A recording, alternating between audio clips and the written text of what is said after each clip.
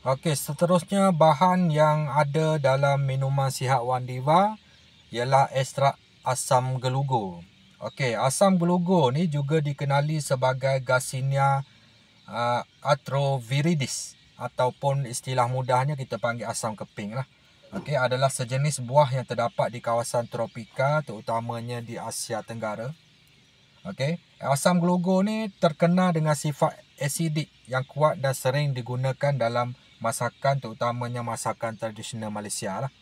Okey, antara khasiat utama asam gelugur ni membantu meningkatkan metabolisme kerana ia mempunyai asid hidroksisitrat HCA yang membantu menghalang enzim yang terlibat dalam penghasilan lemak, seterusnya mengurangkan pembentukan lemak baru dalam tubuh. Okey, ia juga mempunyai nutrien-nutrien penting yang diperlukan untuk kesihatan dan fungsi tubuh badan. Okey, ia tinggi dengan kandungan antioksidan semula jadi.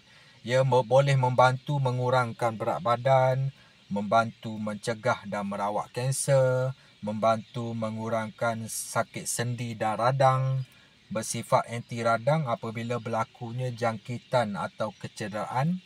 Ia juga membantu melancarkan pencernaan.